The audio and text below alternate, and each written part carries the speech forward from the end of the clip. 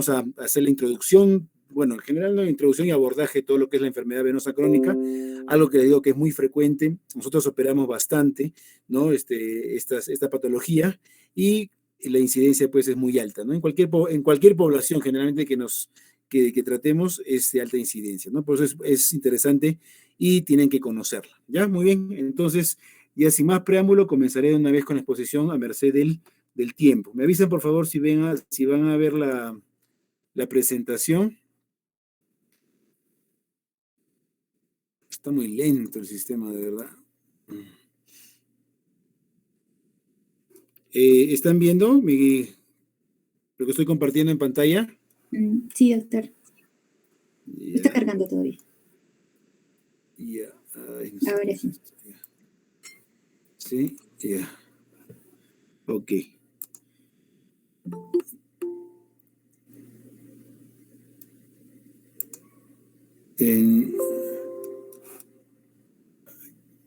No. Un ratito.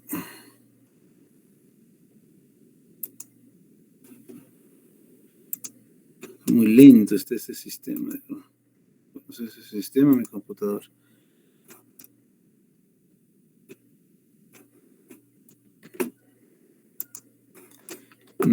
No me...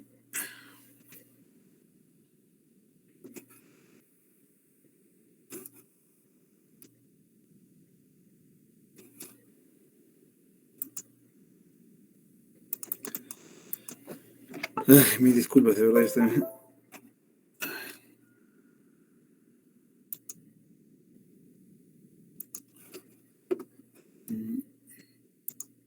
Entren, por favor, de una vez para no...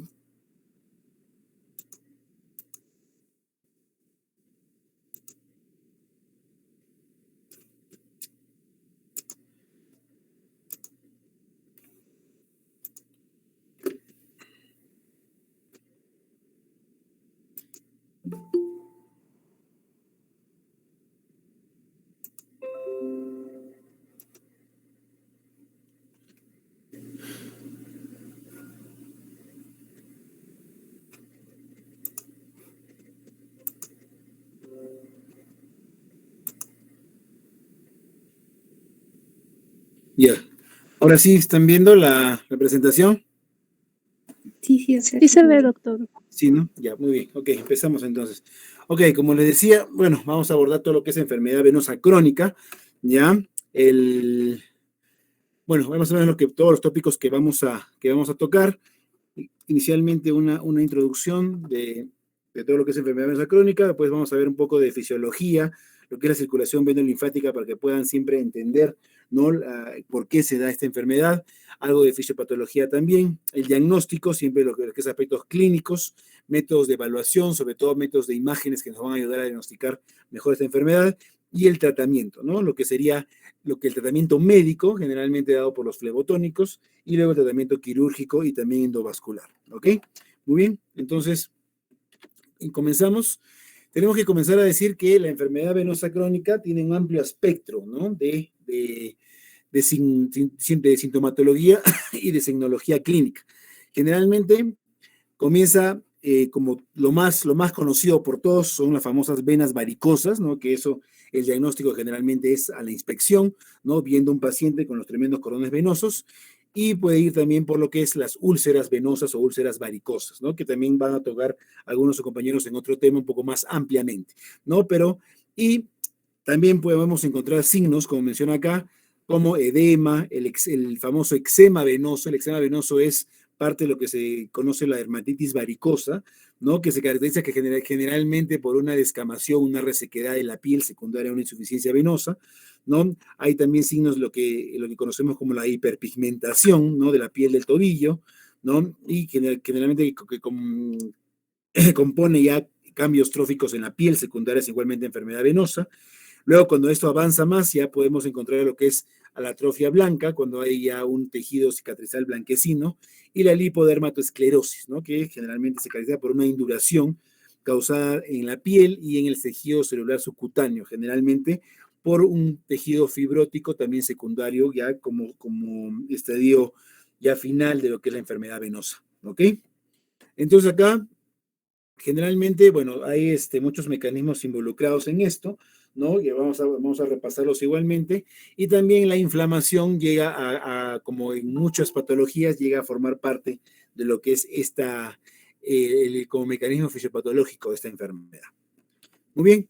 Ok, entonces tenemos ahí, miren, ese para que puedan ver siempre cómo se ve en una persona que tiene, pues, características de enfermedad venosa de lo que es la insuficiencia o enfermedad venosa crónica.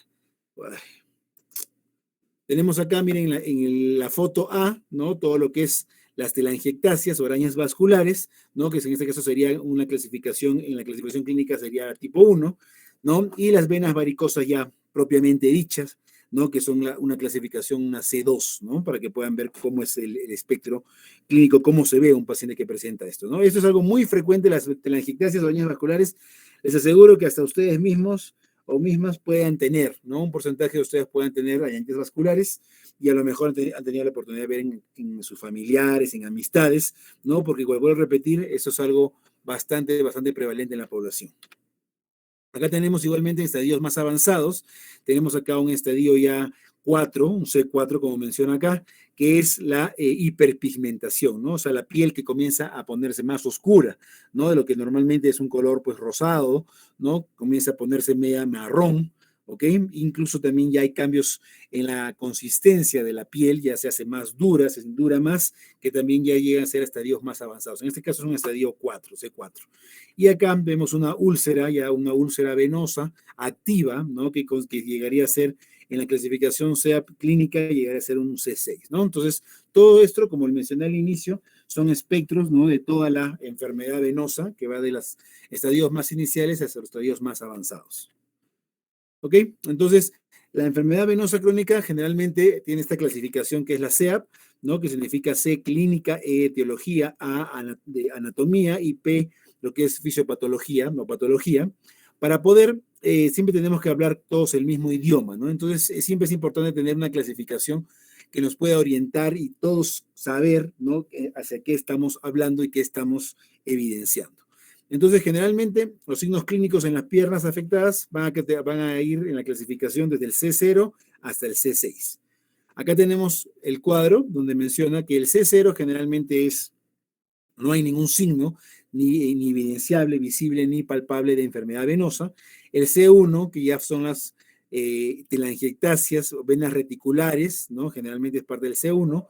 El C2 sí es el estadio ya de las venas varicosas propiamente dichos, ¿no? Y acá siempre el diferenciar, ¿no? Las telangiectasias generalmente miden menos de 1 milímetro de diámetro y las venas reticulares son venitas un poquito más gruesas, pero que no llegan a superar los 3 milímetros. A partir de los 3 milímetros para adelante, ¿no? Para arriba, ya llegan a ser un estadio C2 como venas varicosas propiamente dichos o evidenciables. C3, generalmente cuando tenemos todo este espectro y además se presenta edema, ¿no? Puede ser en unilateral o bilateral, de acuerdo a la afectación de la pierna, sin cambios en la piel, ¿no? O sea, edema simplemente y la piel sin tener ningún daño. C4, ya generalmente cambios en la piel, ¿no? Y que se divide, ¿no? O cambios tróficos en piel, se divide en C4A y C4B. C4A es hiperpigmentación, eczema venoso o ambos, y C4B es lipodermatoesclerosis, atrofia blanca o también ambos que se pueden presentar a la vez, ¿no? O sea, una clasificación de acuerdo al estadio más avanzado. C5, tenemos que hay cambios tróficos en piel con una úlcera cerrada o curada, y C6, tenemos ya un estadio más avanzado final cuando ya hablamos de una úlcera activa, ¿no? Como hemos visto en la foto, por ejemplo. Muy bien. Acá nuevamente repetimos, ¿no? La clasificación SEA, miren cómo va, clínica etiológica, anatómica y fisiopatológica, acá debe ser P en inglés Pathophysiology, y del C0 hasta el C6 en la clasificación clínica, ¿no? C0, paciente asintomático sin ningún signo, C1, telangiectasias o venas reticulares, C2, venas varicosas, C3, edema sin cambios en piel, y C4 ya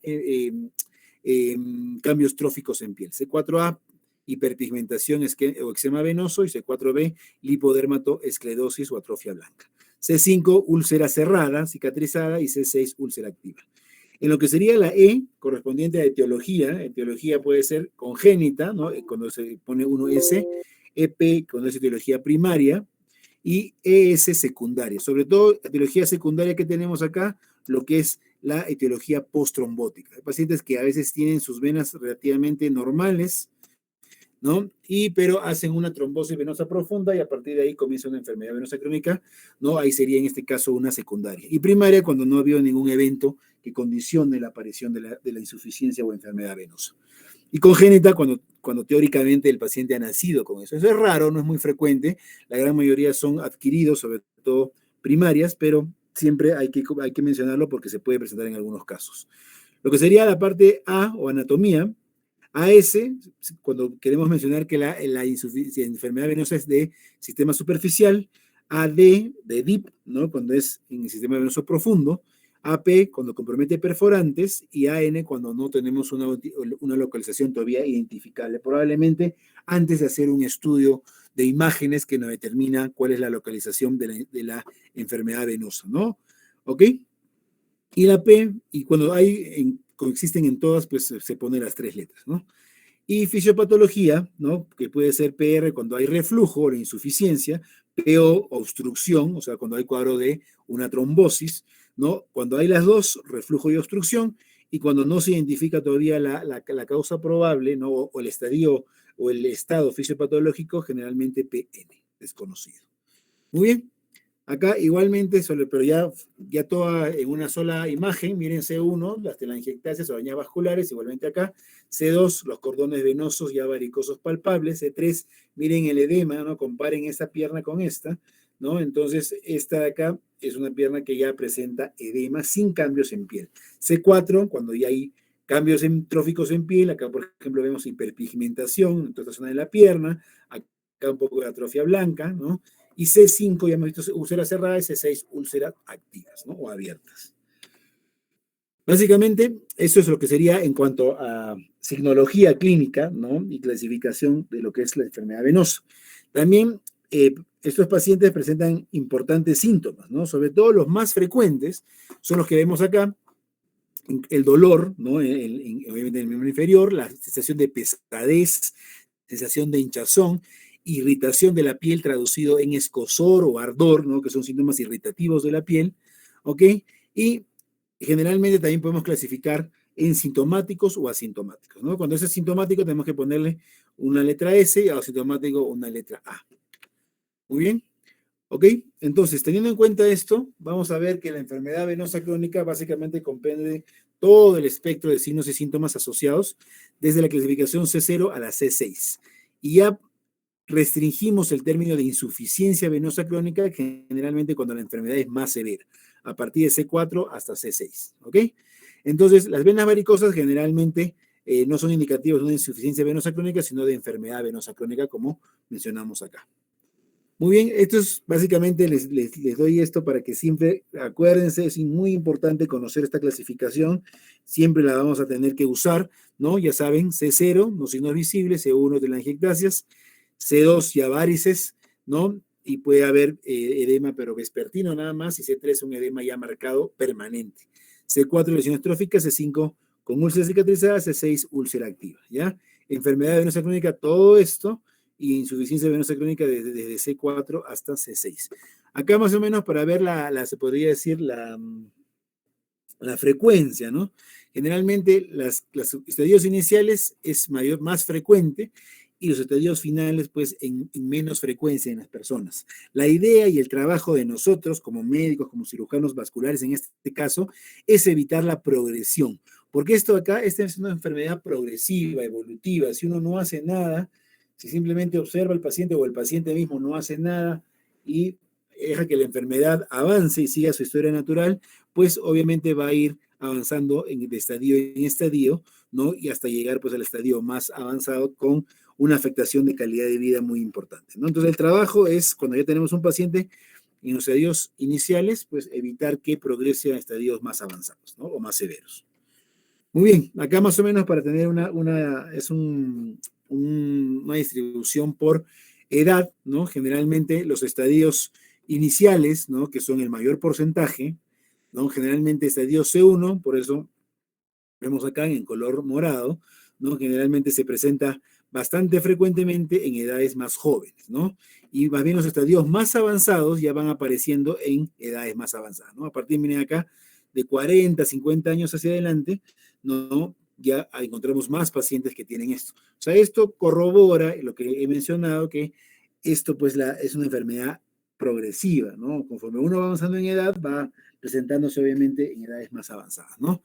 Generalmente la idea, como les digo, es en lo posible, ¿no? Disminuir, ¿no? La progresión de la enfermedad para poder evitar complicaciones mayores.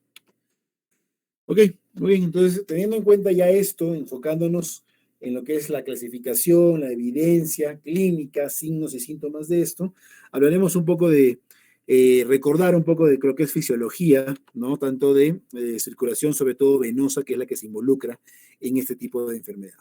¿Ok? Entonces, okay. Acá siempre tenemos que recordar cuál es la configuración histológica de una arteria y una vena. Sabemos que la arteria tiene una capa muscular bastante gruesa a comparación de la vena, que es mucho más delgada, ¿no?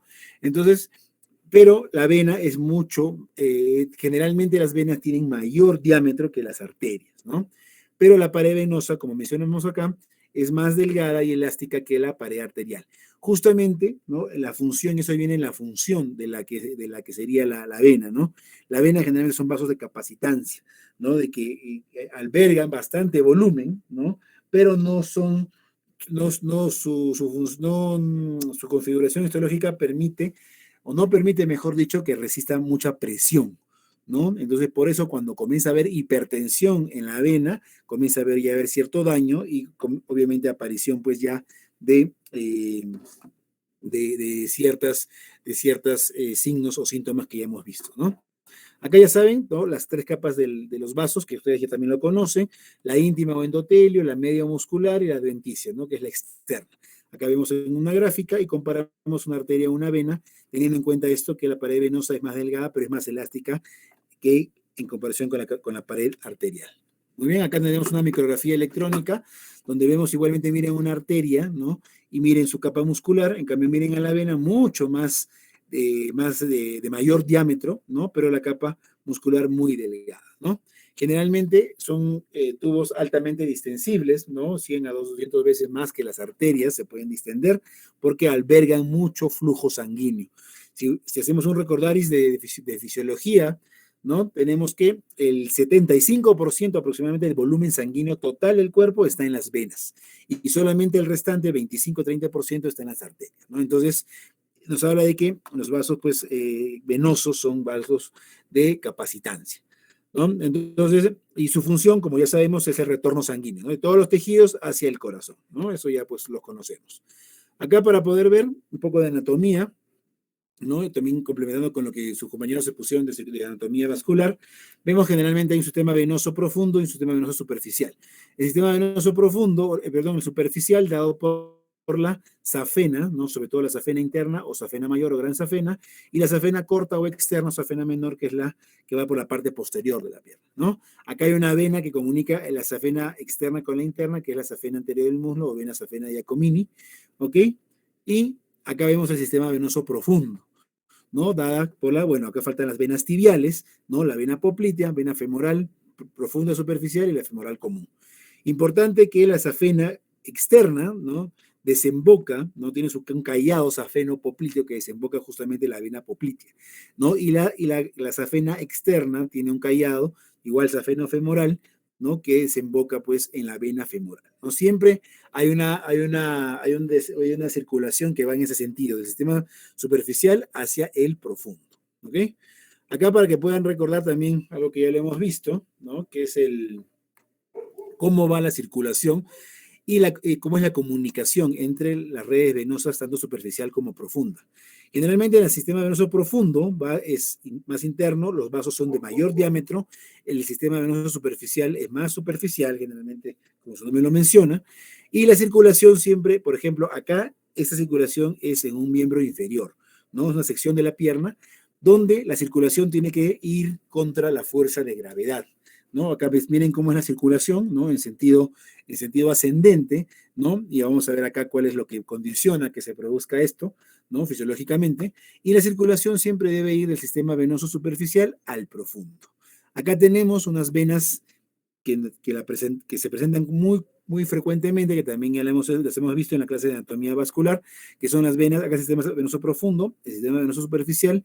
Las venas que comunican el superficial con el profundo son las famosas venas perforantes, que hay muchas en la pierna, incluso hasta con nombre propio, y las venas comunicantes que comunican sistema superficial con superficial, ¿no? Esa es la diferencia. Y tenemos que conocer, y sobre todo las perforantes, porque muchas veces hay insuficiencia o hay enfermedad de perforantes. Y generalmente las perforantes son las que nos condicionan las úlceras de evolución más tórpida, las úlceras, sobre todo las úlceras que no se curan fácilmente, porque a veces no identificamos las perforantes que están causando esta. Muy bien, entonces acá, para hablar un poco, bueno, ya sabemos, ¿no? La vena superficial, vena safena externa, al final vena safena interna son los dos grandes sistemas, localizadas ya sabemos en la hipodermis. El sistema venoso profundo drena generalmente toda la sangre de la parte muscular y se agrupa en grandes venas, como una vena poplitea, ¿no? Que luego ya llega a formar la vena femoral, que generalmente cambia de nombre nada más, y siempre hay, ya hemos visto la conexión entre ambos sistemas, ¿no? A través de las venas perforantes, ¿no? El cargo safeno está dado, ya saben, por la safena interna o safena mayor o safena larga, es más alto, más largo, porque va hasta la ingle, generalmente zona de la ingle y desemboca en la vena femoral, y la safena externa o corta desemboca en la vena poplitea a nivel de hueco popliteo. Muy bien, tenemos entonces qué factores van a afectar el retorno venoso. Tenemos acá, bueno, varios factores, pero básicamente lo más importante son el bombeo del corazón derecho, ¿ok? El ciclo respiratorio, con el cual uno, cuando incrementa el retorno venoso de la respiración, la presión intratorácica se hace negativa y aspira toda la sangre hacia el corazón, ¿no? Es una fuerza negativa que va generando intratorácica para que la sangre vaya hacia el corazón en dirección centrípeta. La bomba muscular de las piernas es muy importante, ¿no? Generalmente, ¿esto a qué se refiere? Cuando uno camina, cuando hace uno un ejercicio, al caminar, hay una contracción muscular. Y esta contracción muscular hace que la bomba muscular, ¿no? Comprima y haya un retorno venoso normal, ¿no? Cuando uno no camina, por eso esto es muy importante, sobre todo los pacientes postrados, ya cuando el paciente no camina, la persona no camina, esta bomba muscular se va a perder y el retorno venoso va a disminuir en forma muy importante. Al disminuir, pues acá vienen los fenómenos ya de coagulación y puede ocurrir fenómenos trombóticos, ¿no? La sangre entra en un estado de éstasis, ¿no? Y inmediatamente se coagula. Por eso la bomba muscular y a toda persona, todo paciente, si queremos evitar que nos haga una trombosis venosa, tenemos que decirle que camine. Paciente postoperado tiene que caminar a los 2 días como máximo de operado. Pacientes postrados, a veces pacientes de edad, con algún tipo de demencia o algo, siempre que decir a la familia que les hagan caminar en la medida de lo posible, o por lo menos ejercicios, ¿no? A nivel de las pantorrillas, para que la bomba muscular no se pierda y no nos condicionen eventos trombóticos, ¿no? Es muy, muy importante esta bomba muscular. Igualmente, el tono venoso también entra en lo que es retorno venoso y generalmente es un control nervioso, ¿no? Del sistema nervioso simpático, ¿no? Generalmente el sistema nervioso simpático causa vasoconstricción, ¿no? Y cuando se anula el sistema simpático, ya pues se produce una vasodilatación, ¿no? Sobre todo para lo que es la enfermedad venosa, la vasodilatación es lo que perpetúa o empeora el cuadro en este caso, de enfermedad venosa, ¿no? ¿Por qué? Porque la vasodilatación es un fenómeno vasoactivo que generalmente condiciona a que haya aumento de la permeabilidad capilar, a que haya más aumento, hiperflujo en la vena, hipertensión venosa y perpetúa lo que es la enfermedad venosa. Por eso, por ejemplo, vamos a ver más adelante, el calor, por ejemplo, produce vasodilatación. Y por eso es que las personas que viven en lugares tropicales tienen un empeoramiento de sus síntomas en estos lugares, ¿no? A diferencia de cuando hay un clima frío, no hay mucho calor, generalmente la enfermedad no es tan severa, ¿ya?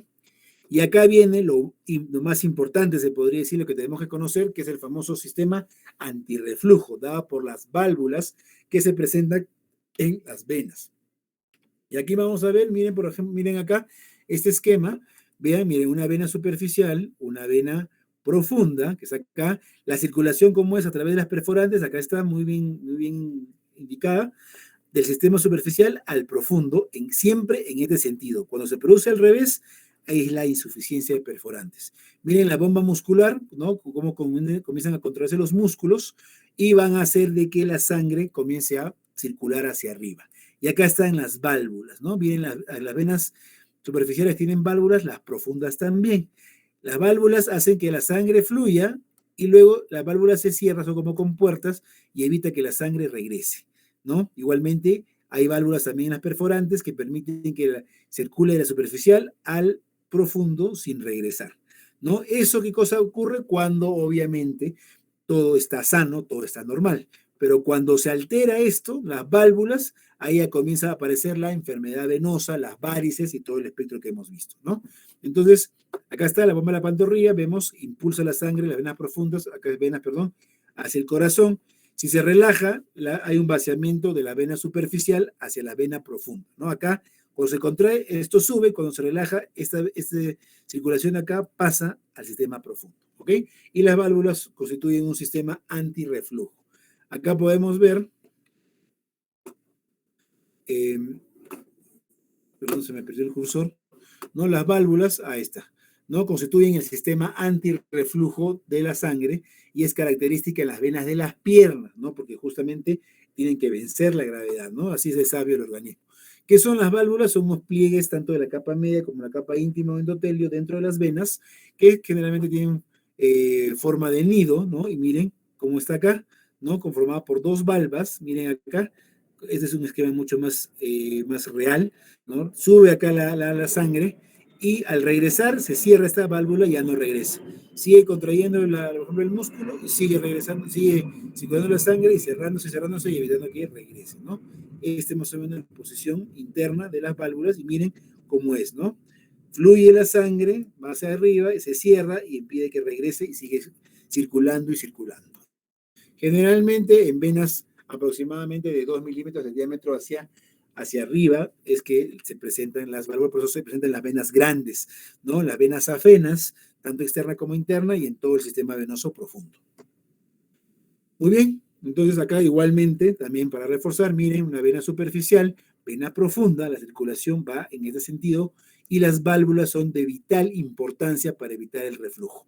Normalmente la sangre acá, se cierra la válvula, no regresa. Igualmente acá cuando una perforante comunica la superficial con la profunda, debe fluir acá y no debe regresar hacia el superficial.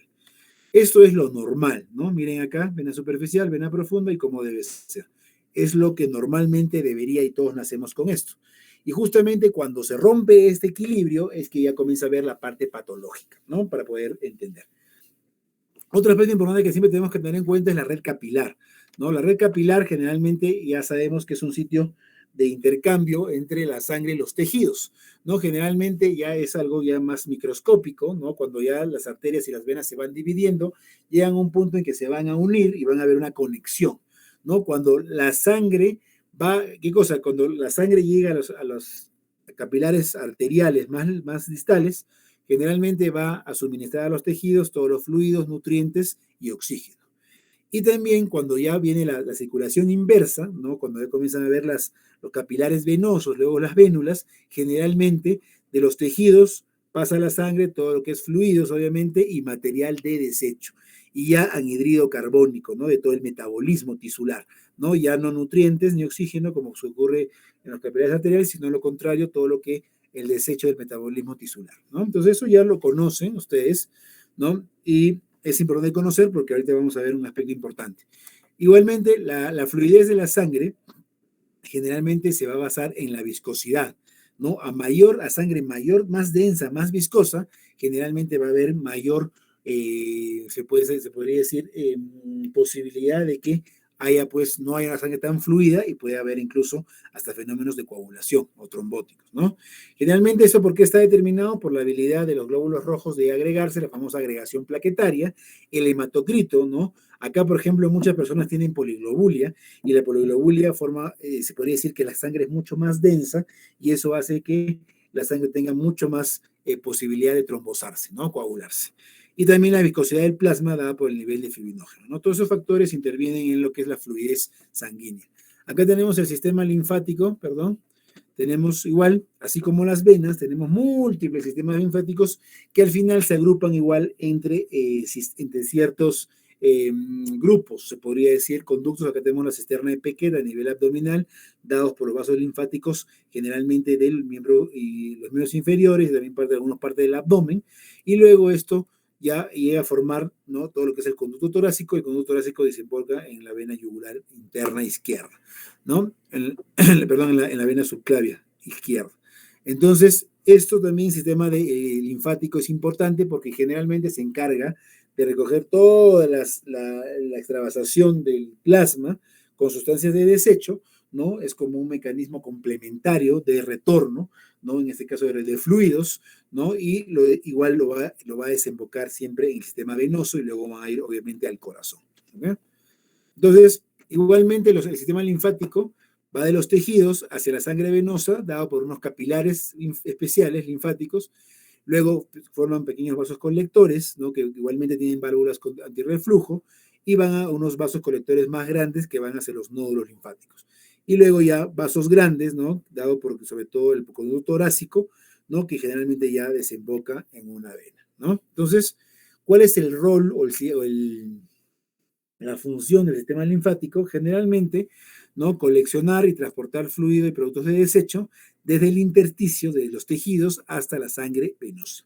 Igualmente absorben lípidos desde el intestino y los transportan hasta la sangre, y también tiene que ver mucho con el sistema inmunológico, ¿no?, porque participa en el mecanismo inmunológico del cuerpo a través de circulación y maduración de los linfocitos, ¿no? Entonces, más o menos, miren el sistema venoso, linfático, cómo desemboca en el sistema venoso, miren cómo se encarga de hacer toda esa circulación de productos de desecho, de lípidos, y también tiene que ver con mecanismo inmunológico porque interviene en circulación de ciertas células que participan activamente, como los linfocitos.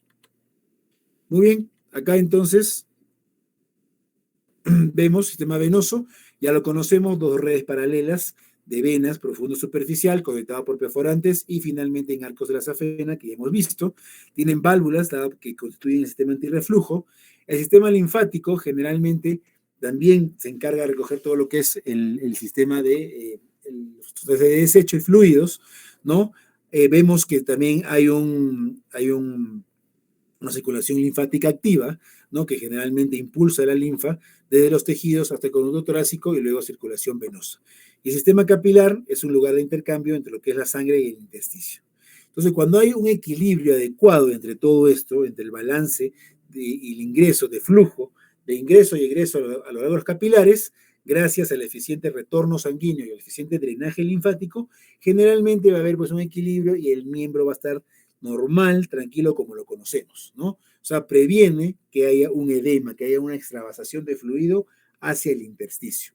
Pero cuando se rompe ese equilibrio, ya comienza a llegar pues la parte patológica y a aparecer el edema, ¿no? Por eso es importante conocer esto, tanto el sistema venoso como el sistema linfático, porque forma parte activa pues cuando uno comienza a encontrar enfermedad venosa crónica. Ok, entonces hay que ver siempre cómo es la prevalencia. Ya les he dicho, es una enfermedad muy prevalente, es una enfermedad muy frecuente, pero generalmente a veces subestimada, ¿no? En un estudio, por ejemplo, en Francia se encontró que aproximadamente 18 millones de personas o de pacientes tenían enfermedad venosa crónica o insuficiencia venosa crónica. El 60% de ellos presentaba síntomas, ¿no? Y esto constituía aproximadamente en unas 200.000 hospitalizaciones por año, ¿no? Altísimo, tanto para complicaciones o para pacientes para cirugía, ¿no? Acá igualmente vemos, ¿no?, generalmente lo que es el diagnóstico, ¿no?, y la presencia de venas varicosas, ¿no?, de acuerdo a también grupos, a sexo, ¿no?, en mujeres y hombres, y generalmente corroboramos que es de alta incidencia esta enfermedad. Muy bien. Entonces, está un poco lento. Lo que tenemos que ver, ¿no?, siempre, como yo les mencionaba hace un par de días al grupo de práctica con el que estamos, hay factores de riesgo para esta enfermedad venosa crónica, ¿no? En este caso tenemos todo lo que es los factores precipitantes, ¿no? O factores, claro, que están generalmente ahí, como por ejemplo la historia familiar. Esta es una enfermedad hereditaria, es una enfermedad generalmente también de tipo genético. Entonces se dice que cuando uno tiene historia familiar de presentar pacientes con personas en la familia, es altamente probable que tengamos esta enfermedad, ¿no? Se dice incluso que cuando uno tiene un padre con varices o con enfermedad venosa, el riesgo, cuando en caso de mujeres, es 62% y cuando es hombre es 25%. Y si presentamos que los dos padres tienen, ¿no? Varices o úlceras varicosas o trombosis, lo que sea, ¿no? El riesgo se eleva a 90% y ya no hay diferencia si es hombre o mujer, ¿no? Entonces, eso es importante a la hora de más o menos considerar qué personas vamos a presentar con esto. Me llegan muchas personas a la consulta que generalmente me dicen, sí, doctor, mi papá, mi mamá tienen varices y yo estoy con molestia, me está comenzando a doler ¿cómo se llama? La pierna o se comienza a hinchar, ¿no? Entonces, si ya tenemos presencia, ¿no? De este tipo de signología o sintomatología en personas que tienen ese antecedente familiar, pues altamente probable que desarrollen y tenemos que tratar, ¿no? O participar activamente para evitar la progresión o aparición de complicaciones posteriores. Se dice en cuanto a edad y sexo, ¿no? Generalmente hemos visto en cuanto a edad cuál es generalmente la prevalencia, ¿no? La enfermedad venosa se puede presentar desde edades muy tempranas. He tenido pacientes desde los 14, 15 años, el paciente más joven que he operado de varices tenía 14 años, ¿no? Y puede ir hasta, obviamente, personas de mayor edad, ¿no? En cuanto a sexo, se dice que mayor presentación se ve en nivel de las mujeres, aproximadamente un 80%, y en el sexo masculino un 20%, ¿no? Aunque un poquito que ha variado últimamente, yo también tengo muchos pacientes varones que también presentan algún tipo de signos de enfermedad venosa. En la gestación es importante, ¿no? Conocer que también tengo muchas pacientes gestantes, ¿no? Que desarrollan varices dado por los cambios hormonales y también por el aumento de peso, ¿no? Al aumentar en peso, aumenta lo que es la presión intrapélvica y eso perpetúa, obviamente, lo que es la enfermedad venosa crónica. La obesidad también es importantísimo, por eso recomendación a todo paciente que presenta esta enfermedad tiene que bajar de peso, si está subido, si está obeso, si está en sobrepeso. Y si está en peso normal, evitar, pues obviamente, que llegue a un estado de sobrepeso o obesidad. Hay que cuidarse mucho en la alimentación, ¿no? Tengo muchos pacientes, la mayoría, 50, 60% de pacientes, como corrobora acá la estadística, son gorditos, ¿no? Entonces, hay que influir mucho porque lastimosamente, por más buen tratamiento que se pueda dar desde el punto de vista médico, quirúrgico, si el paciente no mejora, no cambia estos estilos de vida, lastimosamente, la enfermedad no va a curar del todo, va a aparecer o va a recurrir, ¿no? Se calma por momentos y después va a volver a aparecer, ¿no? Igualmente la diabetes también se ha visto, ¿no? Pacientes diabéticos que tienen muchas implicancias en diversos sistemas también pueden tener implicancia en esto, ¿no? Pacientes diabéticos generalmente tienen mayor predisposición a hacer también enfermedad venosa crónica. Y se ha visto también que algunos pacientes con deficiencia de vitamina E, por eso hay que dar muchos antioxidantes, ¿no? Que la vitamina C y la vitamina E son antioxidantes, incluso algunos fármacos asocian o tienen antioxidantes para poder mejorar lo que es la sintomatología, que se ha visto que cuando hay deficiencia de vitamina E se empeoran esos cuadros, ¿no? Pero lo más importante es, hemos visto acá, ¿no? Hay cosas que podemos nosotros modificar, ¿no? Como por ejemplo la obesidad, ¿no? O sea, esto de acá, y hay otros que no se puede, por ejemplo, como la edad, el sexo, ¿no? O historia familiar, ¿no? Y acá también vienen otros factores a tomar en cuenta. Acá está. Los estilos de vida, ¿no? Los estilos de vida son muy importantes y acá sí tenemos mucho que hacer, ¿ya? Y nuestra labor educativa debe siempre ir acá enseñando qué factores van a precipitar o desencadenar, pues, que haya mayor incidencia de enfermedad venosa crónica, ¿no? Tenemos, por ejemplo, la exposición al calor, ¿no? Por ejemplo, lo que es saunas, ¿no? Aguas termales, ¿no? Generalmente todo lo que genera calor, vivir en zona tropical. Lo ideal es que un paciente que presenta esto no viva ahí, no lo haga. Es difícil de cumplir, obviamente, porque son personas que viven ahí y no lo puede decir simplemente múdese, pero si se pudiera, a buena hora. Pero lo que sí prohibir, lo que les dije antes, aguas termales, saunas, ¿no? Jacuzzis calientes, yo les digo que tienen que, en lo posible, evitar, ¿no? Aguas termales, que acá es muy, muy frecuente, a veces que vamos por ciertas patologías reumatológicas generalmente, pero un paciente con enfermedad venosa no debería, porque si no, este problema va a empeorar. Muy bien. Igual pacientes que están en posición de pie por mucho tiempo, por tiempo prolongado, ¿no? Por ejemplo, hay áreas ocupacionales como por ejemplo los profesores, los policías, los cirujanos mismos, tenemos que estar mucho tiempo de pie y podemos desencadenar obviamente mucho más frecuentemente este tipo de enfermedad. Lo que yo les aconsejo en la medida de lo posible, ¿no? Cada 2 horas, más o menos, si tenemos que estar mucho de pie, sentarnos, ¿no? Estirar las piernas, no elevarlas para mejorar el retorno venoso y evitar obviamente que haya una progresión de la enfermedad. Igualmente el estilo de vida sedentario también predispone a esto, por eso siempre es importante el ejercicio, que es una actividad muy, muy, muy, muy adecuada, muy buena para generalmente mejorar todo nuestro sistema cardiovascular. Cualquier tipo de ejercicio, jugar fútbol, jugar básquet, natación, cualquier deporte, cualquier actividad física, gimnasio, igualmente todo ayuda siempre a poder contrarrestar lo que es nuestro estilo de vida sedentario.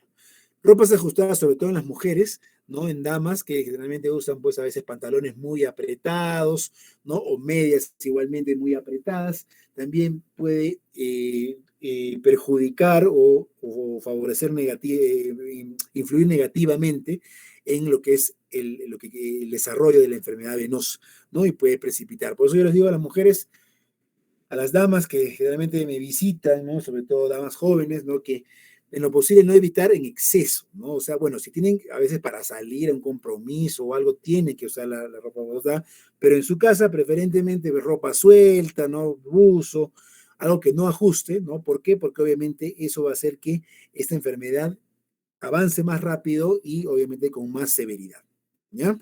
Entonces, eso siempre tenemos que tener en cuenta. ¿Por qué? Porque tenemos que educar a nuestro paciente y decirles qué es lo que tienen que hacer y qué es lo que no tienen que hacer. Muy bien, entonces en cuanto a la fisiopatología, acá hemos visto, tenemos factores de riesgo, ya hemos visto hereditarios, ¿no? Que van a causar, ¿qué cosa? Una dilatación venosa, incompetencia valvular, ¿no?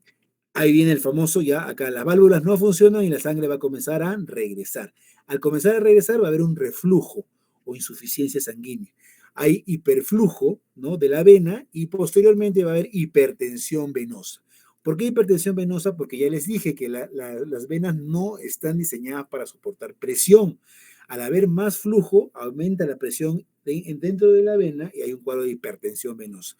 Esta hipertensión venosa condiciona un estado de éstasis capilar, ¿no? Aumenta la permeabilidad capilar, disminuye la resistencia y dentro de los vasos hay una sobrecarga linfática igualmente, una insuficiencia del bombeo linfático ya no va a ser suficiente porque la hipertensión venosa la va a vencer y se comienza a producir el edema, ¿no? O sea, ya la salida de fluidos del intravascular al extravascular, al intersticio, y comienza a evidenciarse pues ya el edema y también comienzan a evidenciarse las venas, porque al dilatarse las venas, ¿no? Al haber hipertensión venosa van a comenzar obviamente a dilatarse cada vez más y a hacerse más notorias, ¿no? Obviamente aparecen pues ya las venas, las varices propiamente dichas. Eso también es importante, ¿no? Cuando hay una dilatación de los vasos, el flujo sanguíneo, que normalmente es laminar, estable, que es el que debemos tener siempre en nuestros vasos sanguíneos. ¿Por qué? Porque el flujo laminar, qué cosa condiciona? A que se activen agentes antitrombóticos, como el óxido nítrico, la prostaciclina, se activa el progenador tisular, la trombomodulina 1. Todo eso son agentes generalmente antimigratorios y inhibidores del crecimiento. Entonces, el flujo está estable, el flujo laminar tranquilo y no hay posibilidad de que haya trombosis ni haya que haya algún tipo de inestabilidad dentro del vaso, ¿no? Hemodinámica. Entonces, eso condiciona el flujo sanguíneo laminar. Pero cuando hay un flujo, bueno, eso ya lo hemos visto, cuando hay un flujo turbulento, ¿no? O sea, ¿qué cosa? Perdón, eso faltaba complementar. ¿Qué cosa promueve todo esto? La supervivencia y protege al endotelio. O sea, no hay daño endotelial porque todos esos factores protegen al endotelio, son factores protectores del endotelio. Pero ¿qué ocurre cuando el flujo es turbulento? ¿No? Ahí ya viene pues lo contrario, ¿no? El flujo turbulento generalmente cuando se da cuando la vena comienza a dilatarse, ¿no? Porque al dilatarse la vena comienza a ver pues las dilataciones venosas varicosas y ya no el flujo no es laminar, sino turbulento. Acá comienza a aumentar los radicales libres, hay incremento de agentes promotores del crecimiento, la angiotensina 2, anotelina 1, factor de crecimiento derivado de las plaquetas, disminuye el óxido nítrico, aumentan los agentes protrombóticos, aumentan los agentes migratorios igualmente, ¿no? Y todo eso va a llevar a un incremento de la apoptosis celular y a un daño del endotelio, ¿no? Al final se va a terminar dañando, obviamente, el endotelio vascular y también, ¿qué cosa va a haber? Inmediatamente comenzar a activarse, al activarse los factores protrombóticos, pues puede desencadenarse cuadros trombóticos intravasculares, ¿no? Entonces, eso es cómo influye, por eso es que cuando la vena comienza a dilatarse, ya va a haber un flujo turbulento y se desencadena todo esto, va a haber mayor daño endotelial, es un círculo vicioso, y por eso es que la vena, cuando está varicosa, tiene que sacarse, ¿no? No solamente, o sea, me pregunto a los pacientes, ¿por qué sacarla, no? Si solamente es algo estético, no, es algo también funcional, algo fisiológico, va a hacer más daño a los vasos. Por eso cuando las venas ya comienzan a ser varicosas, prácticamente la indicación ya tiene que ser quirúrgica, hay que sacar ese tipo de venas porque si no, se va a perpetuar el daño vascular y el daño sobre todo del endotelio. Muy bien. Acá entonces viene cómo se desarrolla la enfermedad venosa crónica primaria por una falla del sistema venoso debido a funcionamiento anormal. Ya sabemos de receptores de paredes venosas que dan dilatación venosa, incompetencia valvular, ya hemos visto, sobre todo a nivel de las venas profundas. Hay una descompensación de todo el sistema valvular responsable del reflujo de la sangre y se altera este sistema antirreflujo y conduce a una hipertensión venosa, a un éxtasis venoso, éxtasis capilar y cambios ya en el flujo sanguíneo, como hemos visto en el flujo turbulento. Entonces, ¿qué cosa ocurre? Igualmente se alteran las células endoteliales de los capilares, hay aumento de permeabilidad capilar con escape de fluidos y proteínas hacia el tejido, lo cual produce edema. Igualmente se produce una sobrecarga linfática asociada a una insuficiencia, ¿no?, del drenaje linfático y todo esto agrava el edema y se perpetúa pues la enfermedad venosa, ¿no? Estos fenómenos fisiopatológicos son importantes de conocer porque eso es lo que causa todo el daño y todo el desarrollo de la enfermedad venosa crónica. Muy bien, ya sabemos, ya hemos visto, ya les he hablado, igualmente acá les recuerdo y les enfatizo que esto se agrava con la exposición al calor, porque el calor generalmente reduce la afinidad de la noradrenalina por los receptores postsinápticos y va a causar una vasodilatación.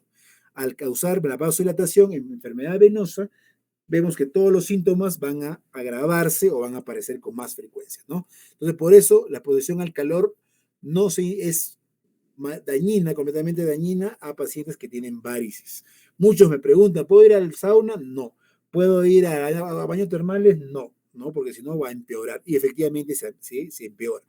Y por eso también muchos pacientes vienen generalmente de climas tropicales, ¿no? De Puerto Maldonado, de Abancay, donde hay clima tropical. Hay mucha incidencia de pacientes que vienen a hacer la consulta por su enfermedad venosa acá a Cusco. Muy bien.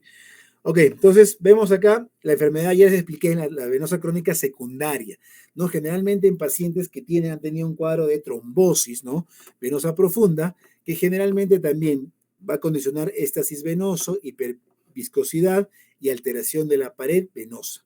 ¿Qué factores de riesgo podemos tener acá? La inmovilización, pacientes, por eso un paciente no debe estar inmovilizado mucho tiempo, ¿no? Si es un paciente posoperado, generalmente a los 2 días debe estar caminando. Bueno, los traumas o las cirugías traumatológicas pues sí son complicadas, ¿no? Porque a veces el paciente no puede caminar por buen tiempo. Ahí generalmente hay que dar profilaxis anticoagulante, ¿no?, para evitar estos cuadros. Igualmente mujeres que dan a luz, ¿no?, o sea, gestantes, luego ya que al momento del parto también es un estadio de inmovilización que podría predisponer a la trombosis venosa profunda. Igualmente el uso sobre todo de estrógenos, ¿no? Se dice que también estrogestágenos, pero más los estrógenos generalmente predisponen, por eso las mujeres que van a recibir algún tipo de terapia hormonal, hay que descartar que no tengan una insuficiencia venosa, una enfermedad venosa, porque inmediatamente pueden complicarse con cuadros trombóticos, ¿no? Igual, hay un síndrome que se llama síndrome posttrombótico, que generalmente en el cual se destruyen las válvulas, porque justo un trombo se depositó justo en una de las válvulas. Entonces, al destruirse las válvulas, generalmente lo que está incluido en el trombo, ocurre que lleva a un daño de la vena, ¿no? Y obviamente esto va a producir que también haya una insuficiencia venosa, una enfermedad venosa, ¿no? Y obviamente va a hacer que esta persona desarrolle una enfermedad venosa tal cual como la primaria, ¿no? Entonces, ¿por qué? Porque la válvula no funcionar va a llevar a hipertensión venosa en capilares, hay trastornos microcirculatorios y va a haber una evolución clínica idéntica a la de la enfermedad venosa crónica primaria. ¿Ok? Muy bien. Entonces, a ver, avanzamos. ¿Cómo se desarrolla la insuficiencia venosa crónica dentro de la enfermedad venosa y consecuencias? Ya sabemos, ¿no? La éstasis venosa, la éstasis capilar, induce a la reducción en la oxigenación celular, perdón, conduciendo a mecanismos inflamatorios, ¿no? Generalmente hay sufrimiento de células endoteliales, de leucocitos, se liberan prostaglandinas, leucotrienos, ¿no? En la pared venosa y eso provoca mayor daño en la pared venosa, llevando a fibrosis de la pared, llevando a varicosis, ¿no? Llevando a edema, inflamación tisular y obviamente a una destrucción de todas las células endoteliales, ¿no? Entonces, todo esto, el éstasis capilar, el edema, inducen trastorno tisular hipóxico. Se produce inflamación e hipoxia tisular y esto hace que la piel se comience a dañar, ¿no? En consecuencia viene ulceración de la epidermis. ¿Ok? Ok, acá entonces, bueno, más o menos lo que más o menos ya les he explicado, pero en un esquema, ¿no? La varicosis, que es la presencia ya de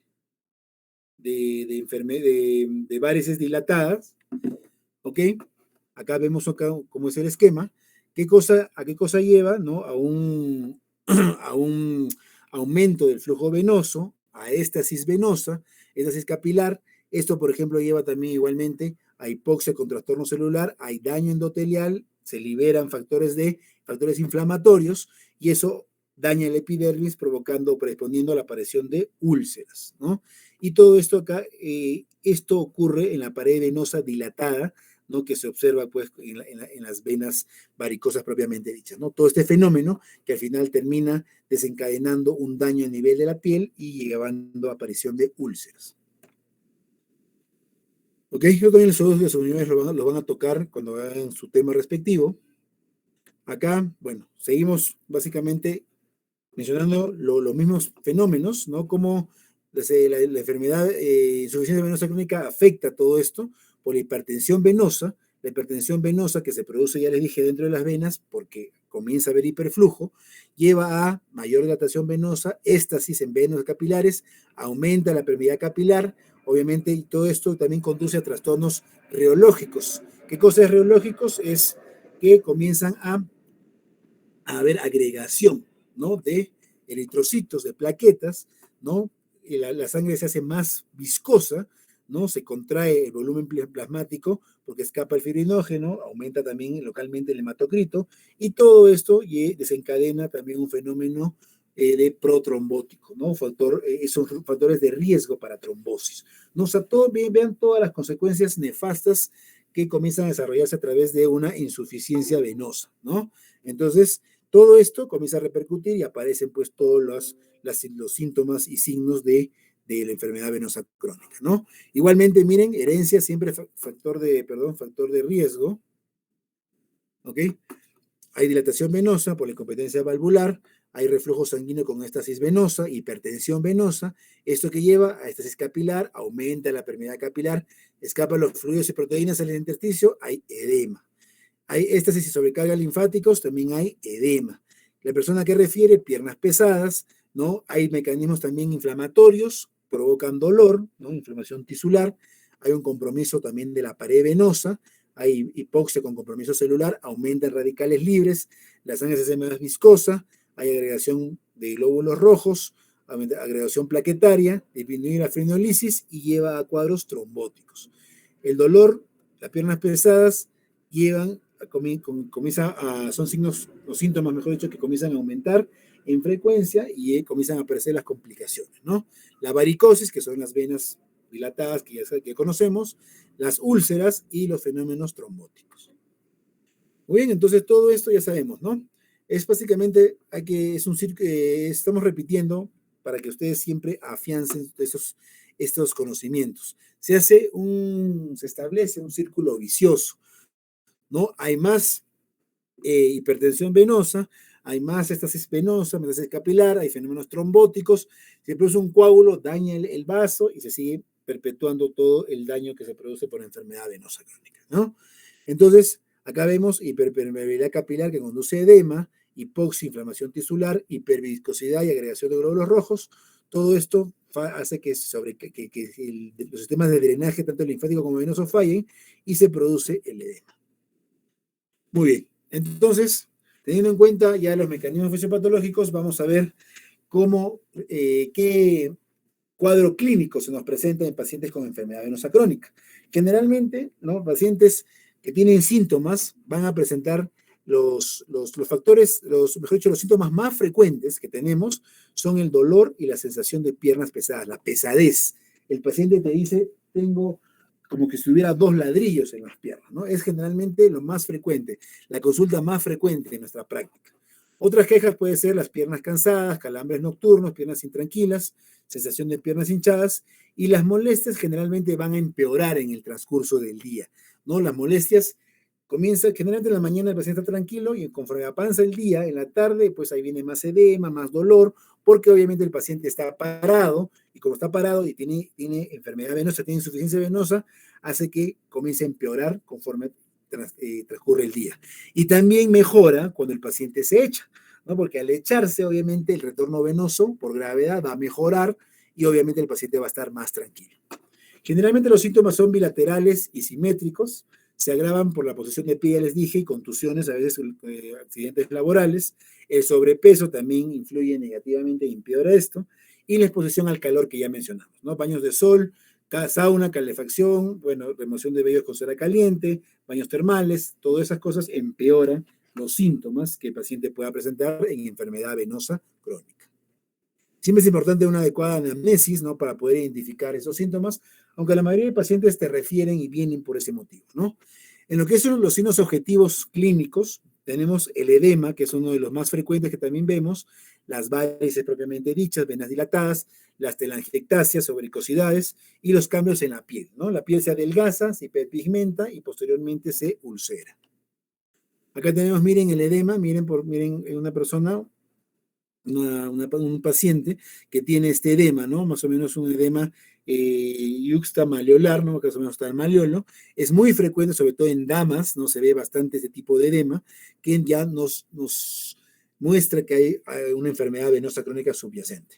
Y generalmente cuando tenemos edema, lo que tenemos que, el objetivo pues es disminuir el edema, porque también el edema es incómodo muchas veces para los pacientes, ¿no? Y también da molestias, ¿no? Generalmente hay dolor, pesadez, y justamente uno de los objetivos de tratamiento siempre es reducir los síntomas y en este caso reducir el edema, para que si empeora esto, obviamente va a haber mayor compromiso y mayor severidad del cuadro.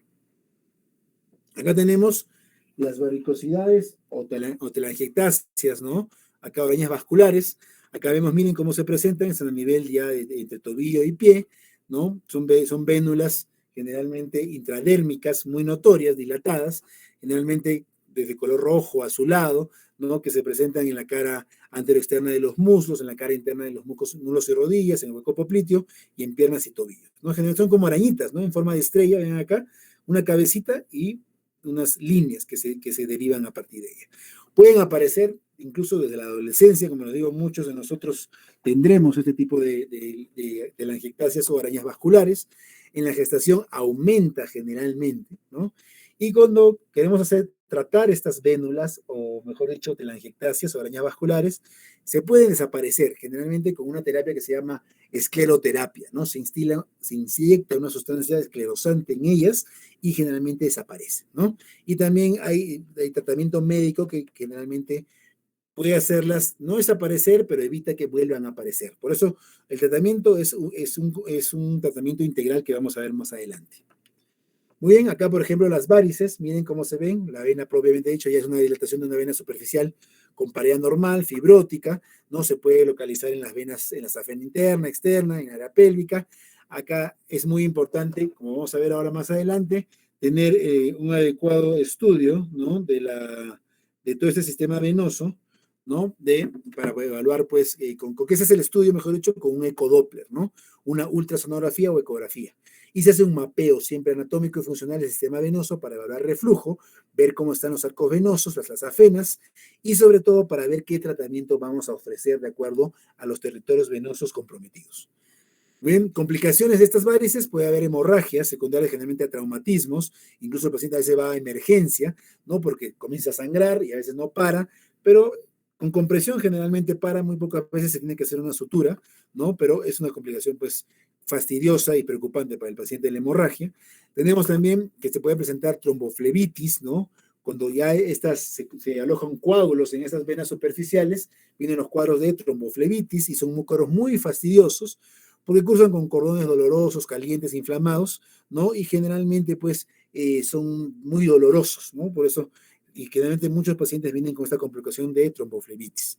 Cuando tenemos varices muy grandes, incluso puede haber cuadros de hipotensión ortostática. No es muy frecuente, pero está descrito que se puede presentar. ¿Cómo se tratan estas varices? Generalmente ya vienen las cirugías, ¿no? Puede ser escleroterapia o ya stripping o la flebectomía o fleboextracción, como vamos a ver más adelante.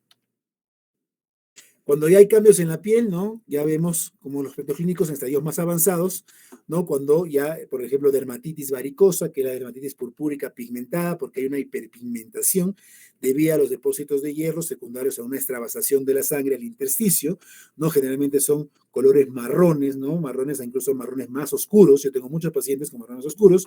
Y cuando la piel se comienza ya a fibrosar, ¿no? Aumenta, ya un poco, avanza un poco más, ya viene la famosa atrofia blanca, que se produce por una fibrosis cutánea, ¿no? Con una zona deprimida, blanca y lisa, generalmente más en tercios inferiores de las piernas, ¿no? Más o menos como ven acá en la foto, en el esquema, ¿no? Es una dermatitis purpúrica pigmentada y lo otro ya es una atrofia blanca, ¿no? Todos son manifestaciones ya cutáneas de una enfermedad más avanzada. Acá las úlceras, ya sabemos,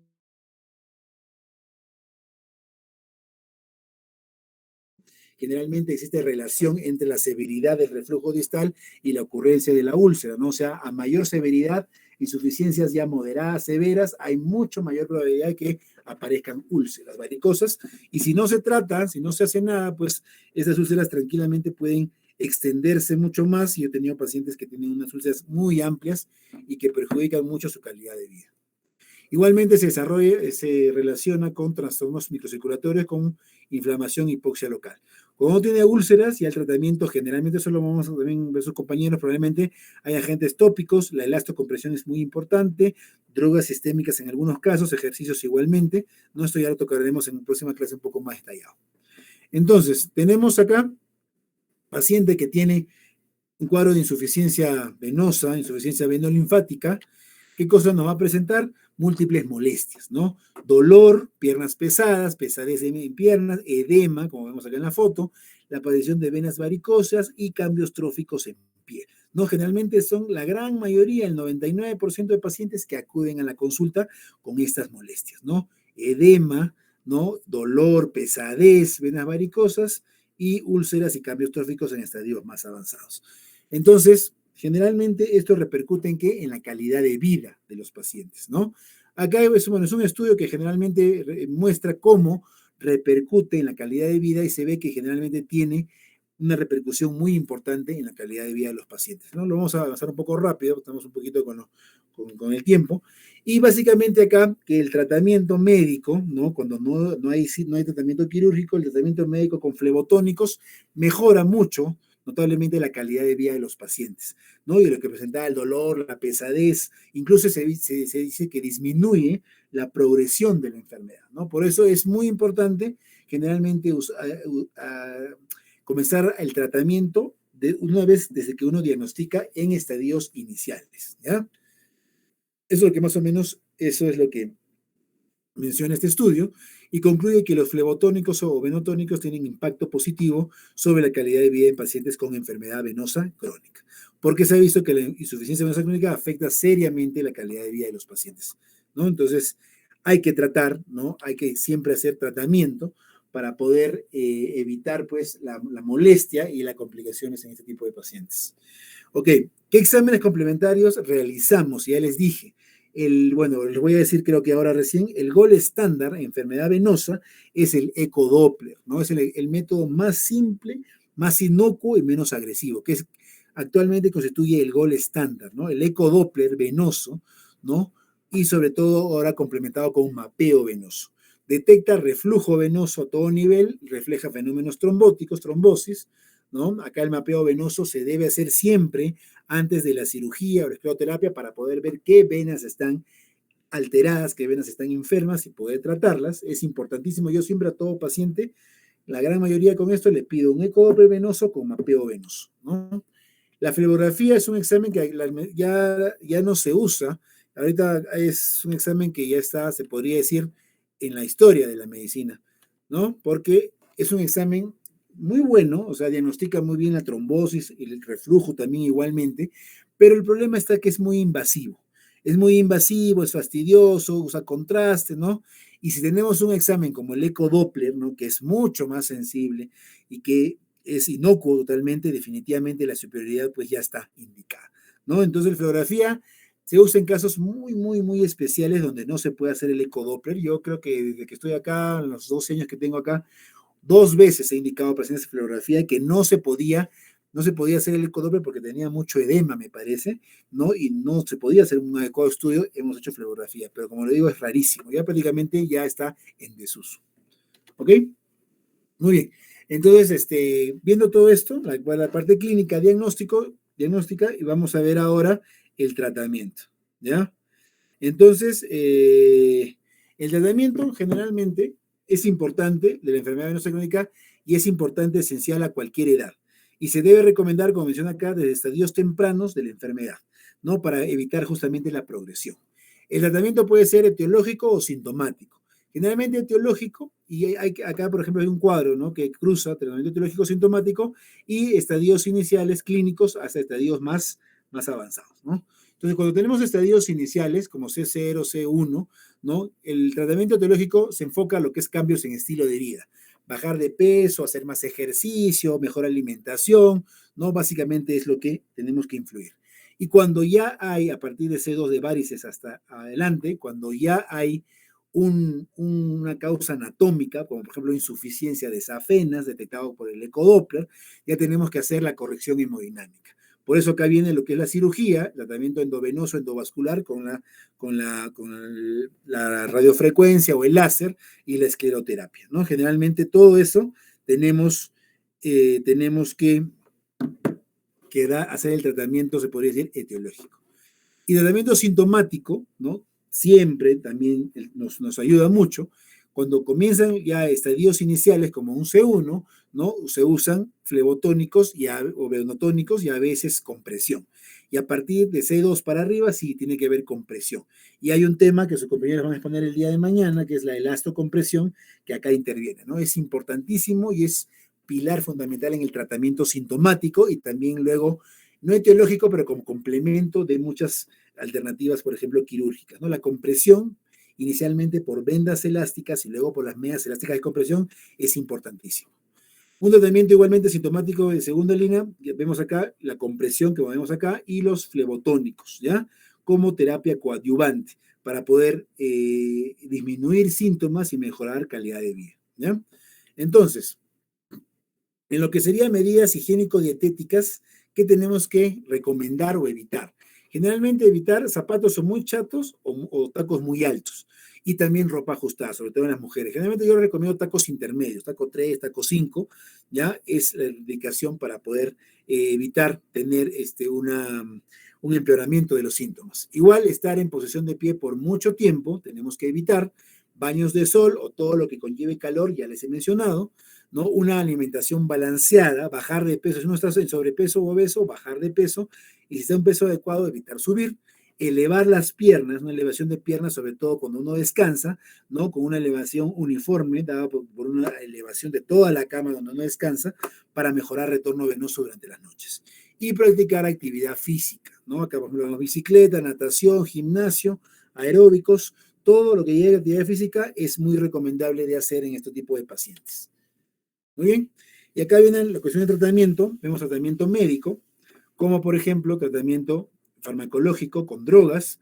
Vemos la terapia de compresión, que es fundamental, y vemos acá todo lo que es el tratamiento quirúrgico, ¿no? Técnicas endovasculares como radiofrecuencia, láser, escleroterapia, que también forma parte de terapia endovascular, el stripping, acá faltó lo que es fleboextracción. Stripping es la microcirugía o sacar las venas pequeñas, y la fleboextracción o flebectomía, que puede ser ambulatoria o hospitalaria, dependiendo del paciente que tengamos, ¿no? Entonces, para poder hablar en lo que es las drogas que podemos usar, los famosos benotónicos o flebotónicos. Los que más usamos actualmente son los derivados sintéticos como el de obesidato cálcico, ¿no? En el cual son medicamentos sintetizados. Tenemos muchos nombres comerciales como Doxion, Varicocin, Dovexilab, ¿no? Tenemos muchos que son el final del principio activo de obesidato cálcico. Las saponinas no se usan mucho y los flavonoides son el otro grupo farmacológico importante. Sobre todo la diosmina esperidina, ¿no? Que tenemos el Daflón, el Venosmin, el Bedipal, ¿no? Todos esos nombres comerciales, que al final el principio activo es diosmina esperidina, ¿ya? Hay otro grupo de medicamentos que se pueden usar, pero generalmente los dos grupos que les he mencionado son los de mayor aceptación clínica y los de mayor uso a nivel en la práctica clínica. Muy bien. Entonces, ¿cuáles son el mecanismo de acción de esas sustancias flebotónicas o venoactivas? Generalmente mejoran el tono venoso, disminuyen la permeabilidad capilar para que no haya tanta extravasación y disminuyen el edema, por ende, protegen a las células endoteliales, reducen el mecanismo, la inflamación y mejoran el drenaje linfático, ¿no? Entonces vemos que sumando todo esto, al final van a tener un efecto clínico favorable, positivo, y el paciente va a disminuir sus síntomas, va a disminuir sus signos como edema, y obviamente la posibilidad de complicaciones que se derivan del rol inflamatorio también van a disminuir, ¿no? ¿Ok? Entonces, eso en cuanto a tratamiento médico, ya hemos mencionado los fármacos y las acciones. Acá tenemos todo lo que es el soporte elástico, ¿no? Dado por las medias compresivas. Mañana lo van a tocar con mayor extensión sus compañeros. Generalmente el soporte elástico debe ser fundamental en todo paciente que presenta enfermedad venosa crónica, ¿no? Vemos acá, por ejemplo, medias antivarices elásticas que hay a nivel de la rodilla, a nivel del muslo. Como vemos acá, hay panties también, esos son diversos niveles, y también diferentes compresiones que se usan para cada caso, que mañana lo tocaremos en forma más extensa. Muy bien. Y lo que sería el tratamiento quirúrgico, acá tenemos las terapias endovasculares, como la terapia endovenosa con láser, con radiofrecuencia, la escleroterapia, stripping y flebectomía o fleboextracción ambulatoria. Algunos de los compañeros han tenido la oportunidad de ver una cirugía de varices, ¿no? Con lo que es fleboextracción combinada con stripping, ¿no?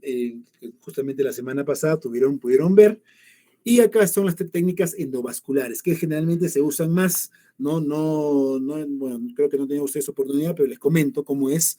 Generalmente la terapia con radiofrecuencia o láser son muy parecidas, solamente cambia la energía, la consola que se usa para poder aplicar. Son técnicas endovasculares a través de catéteres que se introducen en las venas, ¿no? Como ven acá, por ejemplo. Luego la energía de la radiofrecuencia va a calentar la vena y la va a cerrar y se va a provocar un colapso venoso. Y se va a retirar el catéter y la vena que ha estado abierta se va a cerrar, ¿no? Más o menos es como se tiene que ver una vena, miren, con la cantidad de varices que tiene, y luego posteriormente, en una semana post tratamiento, vamos a ver que prácticamente todas las venas han desaparecido, ¿no? Entonces, esa es en este caso, lo que sería perdón, la técnica quirúrgica con radiofrecuencia. Muy bien. Igualmente, el láser endovenoso básicamente es igual, se coloca un catéter, ¿no? Una fibra por dentro de la vena, ¿no? Generalmente en las grandes venas, no se usan venas muy pequeñas, en las afenas generalmente se usa tanto interna como externa, e igualmente el láser endovenoso, ¿no? Provoca una reacción con la hemoglobina y hace que la vena se colapse, ¿no? Se colapsa, se cierra, ¿no? Y obviamente uno va retirando el catéter y la vena se va cerrando, ¿ya? Generalmente hay que hacer una evaluación, ¿no? Para ver que no haya cuadros trombóticos, cuadros complicados como cuadros trombóticos, ¿ya? Y luego, más o menos en un mes o mes y medio, se observa ya una resolución clínica importante y el ecodoppler va a mostrar que el vaso está totalmente cerrado, ¿ya? Si hay ramas a veces residuales, no se puede complementar con escleroterapia, que puede ser también el mismo acto quirúrgico, o con el stripping, ¿no? Se retiran las venitas más delgaditas con microextracción, que vamos a ver posteriormente. Generalmente el paciente tiene que estar en descanso, ¿no? Un mes más o menos, yo les indico eso, hielo un poco, vendaje también se tiene que hacer, vendaje es muy importante para evitar fenómenos, complicaciones, mejor dicho, trombóticas o hemorrágicas, que se pueden producir a veces por ruptura de vasitos. Hay complicaciones que se pueden presentar. Las equimosis siempre se presentan, por eso yo diría que esto va al 100%. En algunos casos se puede presentar quemadura, todo dependerá de cuánta exposición y qué cantidad, pero eso ya depende del cirujano, que tiene que saber qué cantidad y qué tiempo va a exponer a la vena, en este caso, a la exposición del láser, ¿no? Puede haber parestesias, puede haber induración en el trayecto de la vena safena, eso, sobre todo en pacientes que son muy delgados, se presenta y que luego con algunas cremas se va produciendo se podría decir que vaya disminuyendo la ondulación, ¿no? Induración, perdón. Ok, las técnicas vasculares, ya les he dicho, no se aplican en venas que son muy tortuosas, ni venas de pequeño diámetro o cuando hay una inflamación de las venas, ¿no? Generalmente es más que nada para safenas, ¿no? Y venas que no sean muy tortuosas ni sean muy delgaditas. Si tenemos venas muy delgadas, acá preferentemente es usar escleroterapia o hacer stripping o microcirugía. Ok, igual la tasa de recurrencia, porque también hemos visto que pueden recurrir, aproximadamente en estos estudios grandes se dice que con el láser puede haber una recurrencia de 10% a los 3 meses, con la radiofrecuencia un 11% a un año, 16 hasta 20% a los 5 años, incluso en unas series, incluso puede haber un poco más, llegando al 30%, ¿no? Y la cirugía, igualmente la cirugía convencional, también puede haber recurrencia. Hay diferencia a veces en las series cuál recurre más, ¿no? A veces he visto que con radiofrecuencia recurre un poco más que con cirugía abierta, pero generalmente todavía hay estudios actualmente y se debe seguir estudiando para ver qué técnica quirúrgica es la mejor que podemos usar, ¿ya? Muy bien, acá les menciono lo que es la escleroterapia. La escleroterapia generalmente es inyectar, miren, en estas venas que se han hecho marcadas previamente, siempre marcar también las venas para poder tener dónde uno va a trabajar, se inyecta una sustancia esclerosante y obviamente el objetivo es cerrar estas venitas, ¿no? Pero a veces puede requerir múltiples inyecciones y generalmente las venas desaparecen en 2 semanas a 2 meses. Puede tener una tasa también de recurrencia, se puede recanalizar, pero aunque la recurrencia aproximadamente se calcula en 20-25%. No es mucho, ¿no? Pero hay que saber siempre, tener una buena técnica, ¿no? Para poder evitar que haya una mayor recurrencia. Esa es la escleroterapia. Y acá viene lo que es la fleboextracción o cirugía convencional, ¿no? De varices, que es lo que han visto algunos de sus compañeros en las prácticas y espero que todo el resto que falta también les pueda mostrar, ¿no? Entonces, generalmente la fleboextracción es sacar la vena, en este caso la vena safena, que está totalmente varicosa, a través de 2 incisiones, una en el tobillo, una en la ingle, se diseca, se ligan los cabos distales, como ven acá, miren, se liga, se va separando todas las ramitas también, sobre todo a nivel de la ingle, hay múltiples ramas. Igualmente, miren acá como uno abre el tobillo, ingresa el flebo extractor, que es este aparatito que ven acá, ingresa a través de la vena, que la idea es que llegue hasta la ingle, salga por ahí, se ligan los extremos y la vena se jala, se extrae, por eso se llama fleboextracción, ¿no? Generalmente hay que tirar un poco, ¿no? Lo malo de esta cirugía es que se rompen muchos colaterales y muchas comunicantes y perforantes y hay que hacer una hemostasia importante para evitar formación de hematomas postoperatorios, ¿no? Acá miren la fleboextracción, ¿no? Miren la gran safena que está acá, bueno, acá está haciéndolo en 2 partes, a veces se hace, pero lo ideal es hacerlo desde acá el tobillo hasta la ingle, ¿no? Se diseca la vena, se ingresa con el fleboextractor y se saca toda la vena que está interpuesta, que es la safena interna en este caso, ¿no? Miren, acá se coloca una olivita, una cabeza extractora, que es esta de acá, se coloca después que ha salido el fleboextractor y se arranca la vena. Y miren toda la vena enrollada, ¿no? En el fleboextractor, ¿no? Generalmente esto, lo que hacemos comúnmente, por ejemplo, en el hospital, a veces en las clínicas, dependiendo del paciente o dependiendo de la preferencia del paciente, ¿no? Pero en el hospital, por ejemplo, hacíamos, ahora recién se va a restituir todo esto de las cirugías, pero hacíamos casi unos 6, 8 casos a la semana, ¿no? Hacíamos generalmente todos con fleboextracción, ¿no? Después de eso hay que hacer una hemostasia muy importante, ¿no? Hay que hacer bastante hemostasia y luego cerrar obviamente las incisiones y vendar al paciente.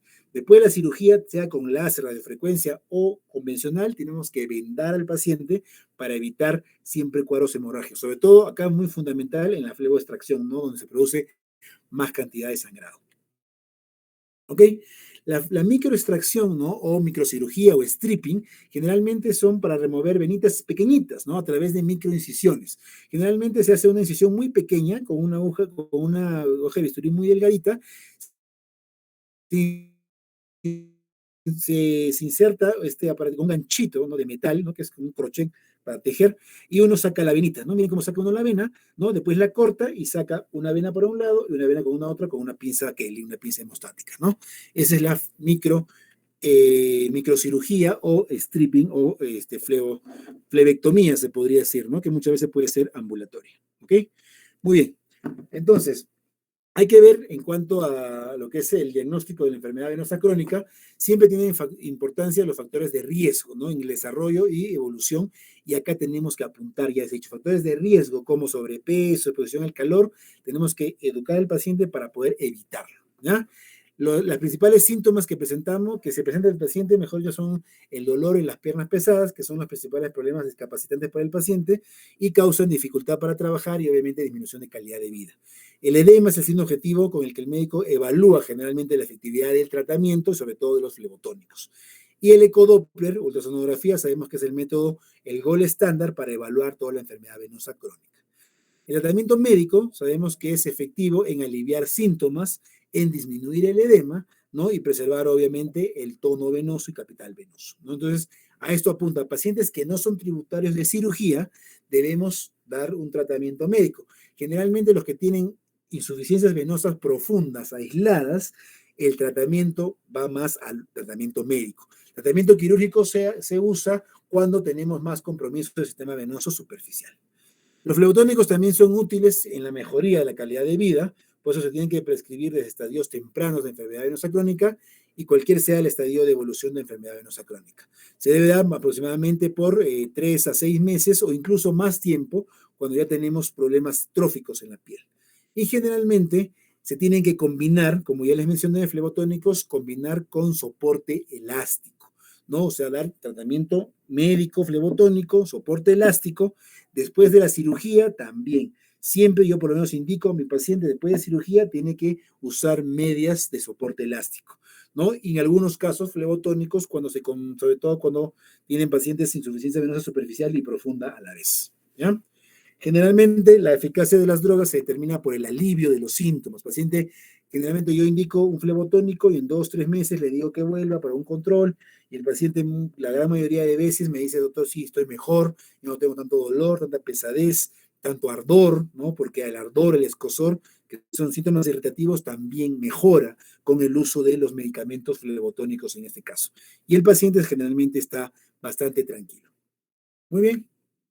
Ok, creo que con eso acabo la clase de hoy. No sé si tienen alguna pregunta, alguna duda, por favor. Es un tema bastante, bueno, amplio, tratado de más o menos de resumir y darles lo principal de esto de acá. No sé si tienen alguna pregunta, alguna duda. Doctor, aló.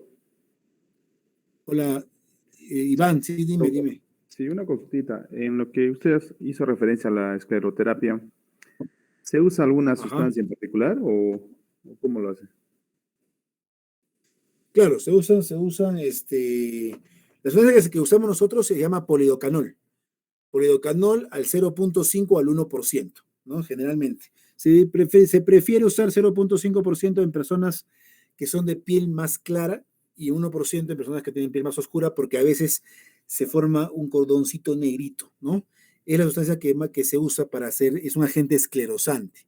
Ya se prepara en una jeringa generalmente de 5 y luego con una jeringa de tuberculina se va inyectando con una aguja muy delgadita, una aguja 30 generalmente tenemos que usar para hacer la escleroterapia, ¿no? Uno generalmente tiene que llegar a la cabecita de la araña, que es como una medusa, llegas ahí, instilas, inyectas y toda la medusa se llena del esclerosante y se cierra, ¿ya? Y luego generalmente hay que aplicar, más o menos en 2, 3 sesiones, no hay que inyectar mucho, ¿no? Generalmente en 2, 3 sesiones de acuerdo también a la cantidad que tenga la persona de telangiectasias, ¿no? Y se le manda a poner hielo y vendaje, ¿no? Y se hace en control en unos 3 días, generalmente que no haya una complicación como un oscurecimiento importante de la piel, y luego ya que use pues sus medias siempre de soporte o su vendaje, y en unas 2 semanas generalmente estas venas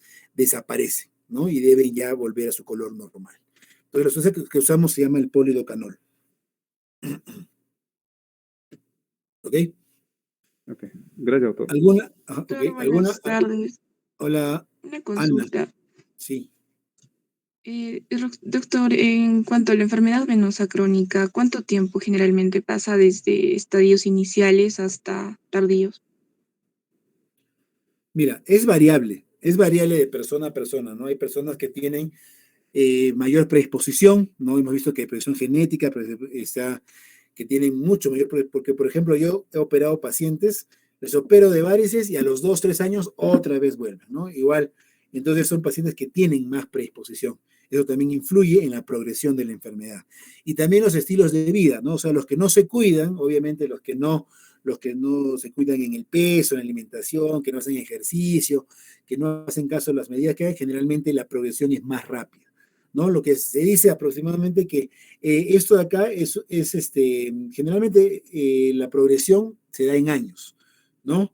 Algunos pacientes en 5 años pueden progresar, otros en 10 años, otros en 15, ¿no? Otros no llegan a progresar casi nunca porque generalmente el médico o el paciente se trata, ¿ya? Entonces, por eso la incidencia, ¿no?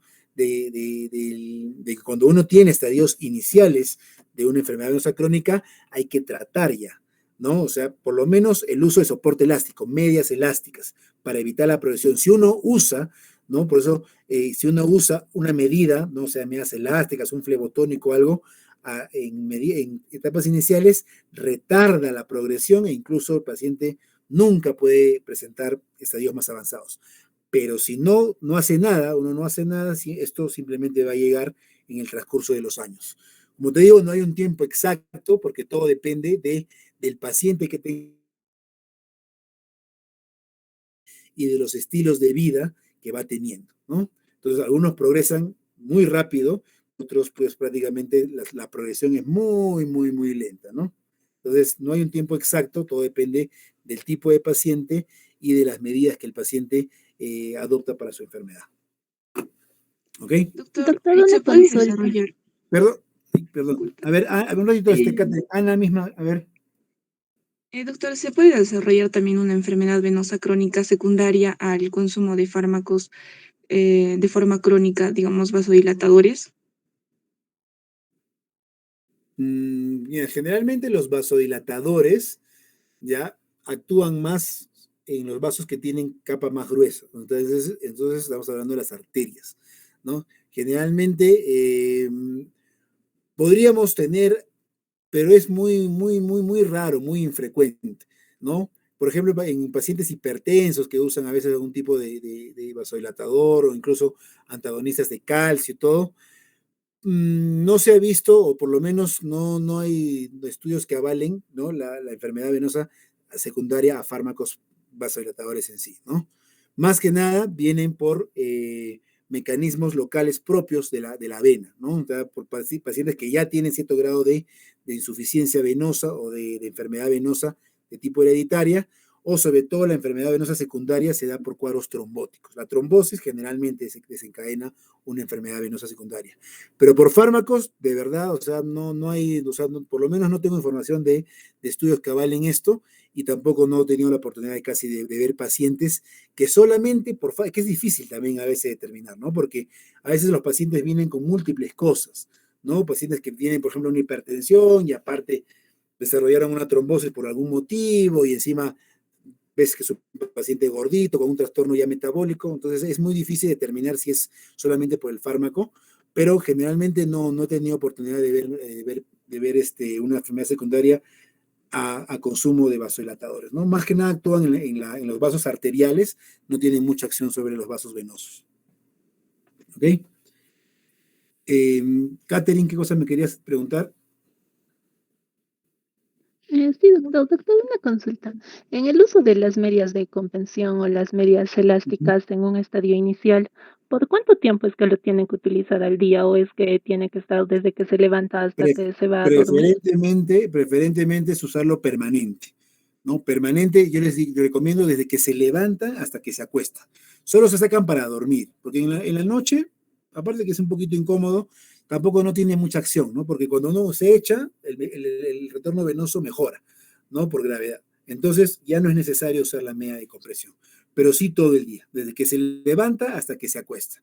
Si es que algunos no pueden o les fastidia, bueno, por lo menos usar el mayor tiempo de horas, sobre todo cuando están parados o cuando están haciendo algún tipo de actividad. Yo les recomiendo.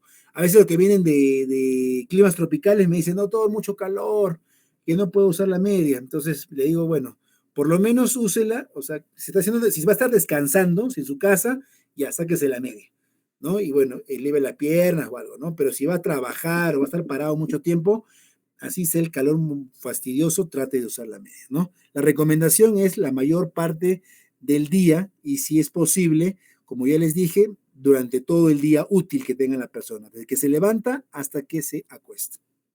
¿Ok? Muy Gracias, bien. doctor. Ok, ¿alguna otra pregunta más, por favor? Kelly, creo. Kelly, Sí, Alejandra. doctor. Sí, doctor. En relación a esta pregunta de medias compresivas, ¿cuán recomendable es que los pacientes que tengan alguna predisposición lo usen para evitar la enfermedad venosa crónica? Bueno, o sea, se recomienda, o sea, hay medias, como mañana van a ver, de diferentes compresiones, de baja compresión, baja, mediana, firme, extra firme. Cada una tiene sus recomendaciones que mañana lo van a tocar, por eso yo no lo hago, pero por ejemplo, si tenemos un paciente que no tiene básica, que sea un C0, ya que no tiene síntomas, pero tiene, por ejemplo, predisposición familiar, que tiene sus dos papás con varices, se aconsejaría medias preventivas, que son las de baja compresión, ¿no? O sea, sobre todo si va a hacer actividades de estar parado mucho tiempo, ¿no? Se recomendaría que use esas medias preventivas. Ahora, paciente que ya tiene, ¿no? Ya una enfermedad venosa crónica clínicamente ya evidenciable, como por ejemplo con arañas vasculares o varios propiamente dichos, esa persona sí debe usar de todas maneras medias elásticas. Generalmente comenzamos con mediana compresión, ¿no? Y luego ya de acuerdo al cuadro se puede ir incrementando a firme o extra firme, ¿no? Pero la recomendación es, desde que presente evidencia clínica, es recomendable. Hay mucha evidencia científica que recomienda el uso de soporte elástico, sobre todo medias de compresión. El vendaje no tanto, ya porque el vendaje lastimosamente, mañana me imagino que lo van a tocar, pero depende mucho del operador, depende mucho de quien ponga la venda, ¿no? Como los pacientes la mayoría no saben colocar, a veces el vendaje en vez de ser beneficioso, perdón, es perjudicial. Pero en cambio la media no, porque la media viene con la compresión que uno quiere, ¿no? Intrínseca, ¿no? Porque ya son medias diseñadas para eso, se coloca uno la media y está tranquilo, ¿no? Y como les vuelvo a repetir, puede haber uso de medias preventivas en pacientes que no tienen nada, por ejemplo, algunos de ustedes quizás tienen sus papás que tienen varices, los dos, ¿no? Y ustedes no tienen nada ahorita, ¿no? Pero quieren ser cirujanos, quieren ser médicos que van a estar parados todo el día y yo les aconsejaría que comiencen a usar medias preventivas o medias de baja compresión, que justamente evitan o disminuyen que comience a haber el desarrollo de una enfermedad venosa crónica. ¿Ok? Muchas gracias, doctor. ¿Ok? Muy bien. ¿Alguna otra pregunta o duda más? Bueno, ya estamos, ya faltan 10 minutos para las 4, ustedes creo que tienen otra clase. Mañana vamos a seguir hablando de esto porque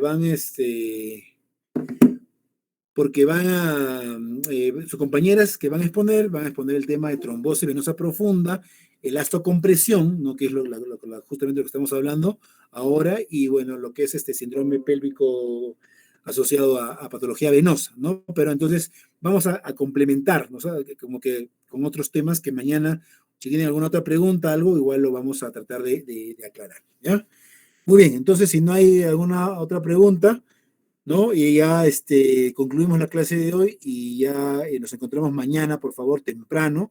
Me dijo, por si acaso, Adriana, que 8 de la mañana van a estar todos disponibles, ¿no? Para poder, porque tienen examen creo en la noche, por eso, por favor, entraremos temprano para también acabar, yo creo que plan de 10 y puedan estudiar para su examen de la noche.